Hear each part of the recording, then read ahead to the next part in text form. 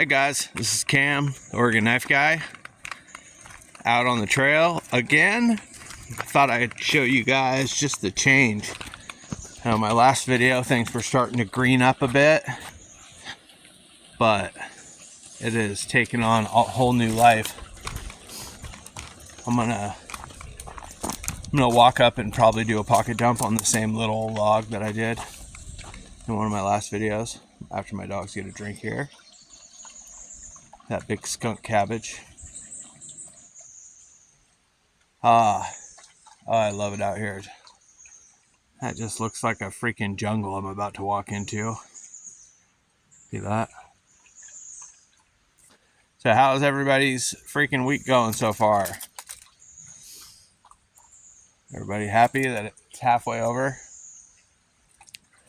I know I am. Anybody got any new stuff? It's been a bit since I got anything new. I showed the Booker Congress, the Case Canoe.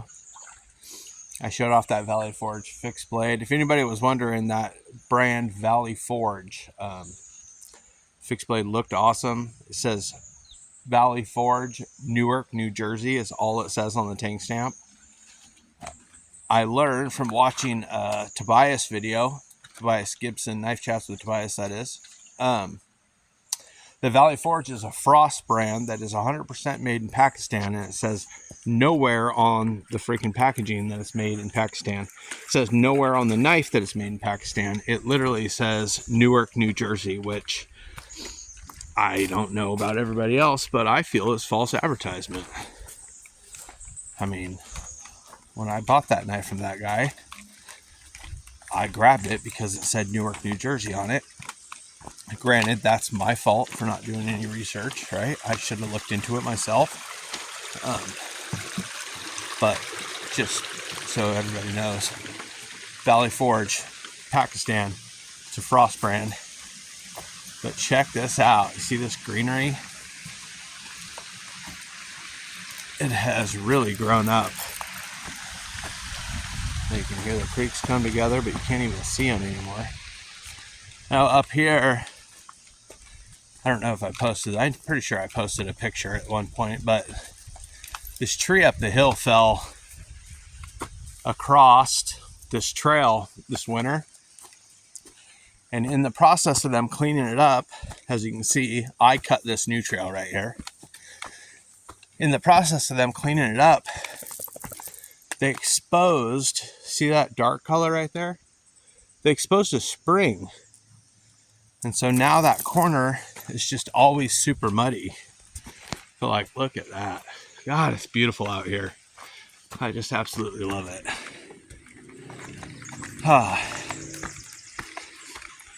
So, anything new? Like I said, anybody have anything they absolutely want to have? I know I haven't bought it yet, but if it's still there, I'm going to. But I found a replacement for my George Woostenholm. It's the exact same penknife. I love this knife. I whittle with it like crazy, and I've always been worried that it's going to get lost or something shit. I've misplaced it before in my couch. It's so thin that it'll slide right out of your pocket and disappear into a couch. So there's that. I looked for it for days once, and I finally found it deep in my couch. My couch had eaten it fully. Like right now, my Kershaw live wire is missing, and I'm hoping that my couch ate it, because I've looked everywhere else and I can't find it. So it's either my couch or I lost it. It was a gift from almost a year ago. My wife bought it for me as a vacation gift. We were on our way and we went camping. Oh, look at that fungus. That's cool looking. That's neat. All right, well, this is as good a spot as any. I get my walking stick out of the way. This is my walking stick that I'm working on right now. I've only started the handle and around the handle, that design. So, all right, so since I'm whittling, I've got the tagged out in my back pocket next to my wallet. I've got the military 2 for emotional support in my side pocket, carrying the ZT 0640, the Emerson design, with these amazing Hawaiian koa. I don't know, can you see that, chatoyance? Oh, I love it. The scales are amazing. I sent that to Hawaii Knife and Gear did that custom work for me. In my front right pocket, other than my Wustenholm, I've got the 29 Stockyard Whittler. In a slip in my left front pocket, I've got the 44 gun stock. And then in my back pocket, in a slip that attaches to a belt loop so that I can draw it easy, and I can't really get the slip out, but I've got the Cripple Creek. So on my side, there's a lot of knives, but you guys know I carry a lot of knives. On my side, I've got the M1 backpacker. On my backpack, I've got a knockoff fixed blade.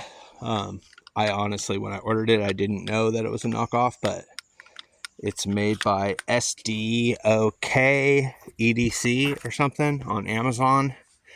It was like a $25 knife in DC 53 steel. I really like the look of it.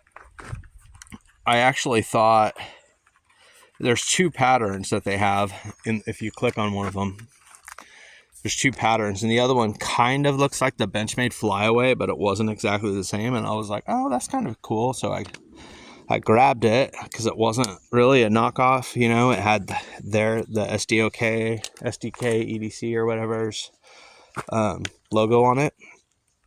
So I bought it, and I liked it. I've actually bought 3 of them at this point because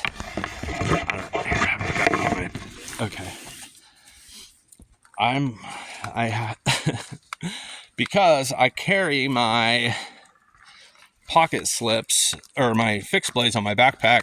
I'm going to see if I can get a good shot. I'm going to flip the camera around and see if I can get it so you guys can see it. But I carry my fixed blades on a sheath that straps my backpack pack so that I can quick draw and carve. As you can see, this is the knife I'm talking about. You guys probably recognize the design. It's the SE CR 2.5 or something, the Camp Lore 2.5, I believe is the design. I've never handled that knife exactly, so I don't know how accurate this is to a copy, but like I said, I did not know until I saw Smoky Mountain Knife Works video, I think. It was one of the ones where they were doing bushcraft stuff at Smoky Mountain Knife Works, and TC was checking people's pockets, and one of the people that had come had one, and they pulled it out, and I was like, oh man, that's looks just like my knife. And then they said it's an SE pattern. So, what are you gonna do? It doesn't say SE, it's not a clone, but it's not an original design either. So I usually don't show it to people because let's put it this way, I'm not proud of any of the knives I have that are made in China, so why would I show them? I don't hate them all, and I'm definitely not of the opinion that all knives made in China are garbage. I believe that their manufacturing has really stepped up. I know that a lot of the American knife makers attribute guys like Brian Nadeau and people like that the quality improvement that taught them how to make quality production knives. Personally, you know, I know that the way China does here, there's something unique I have to show you guys here in a second. All right, see this log that we're walking under? And then if you look to the right here, see that? The door and the little ferry. It's kind of cool. Someone put that there. Well, I know the way China does their business, they have sections, right, in the different areas that do different kinds of manufacturing. Like when I was collecting RC stuff as a hobby, every time you ordered a part that came from China, it was shipped from Shenzhen, China. And you look into it, and like all of those types of electronics are manufactured there in Shenzhen, China, right? Well, knives are of a similar deal. All the knives are made like in a certain area, and these regions or provinces or whatever they call them have everybody works there, right? They live in a little town. They all build knives. Some of them at this point are multi-generational knife makers. Their dads, their grandfathers, they all made knives. Back when we were kids, all the knives that came out of China were junk. Everybody's like, oh, the Chinese made crap. Well, now, these people that didn't know how to make a good pocket knife have learned from their dads and their grandpappies and everything. And they're, you know, legitimate. They can make a good knife. Guys like Benjamin Belkin freaking were, you know, slip joint elite guys who collected to the top-notch slip joint knives, taught them how to make super high-class slip joint knives. So the more and more they do business with quality American knife makers and designers, the more and more they learn, and the more and more they try to edge us out of the market. I don't know why I just took that political turn. I apologize. I'm a knife guy. I collect knives. I like pointy, sharp stuff. I don't like politics. I don't like China getting us though either. So there's that. All right, well, you guys have now been with me as I climbed the whole first section of this. You can see up here that my trail is starting to turn to gravel. It's gonna junction. The trail I just climbed was Trail 9, and it came all the way up out of the canyon from the creek. And now as we merge up here, we're going to connect with Trail 5. And this is a third mile or so. That was about a third or a half mile that I just went. And then this is about a third of a mile till I junction again. And that trail takes me up and over the hill. All right, well, my dog's going to the bathroom. So be a good guys on trails, people. If you have dogs, clean up after them. I'm Cam, the Oregon Knife Guy. I'm out. Love you all. Have a great weekend.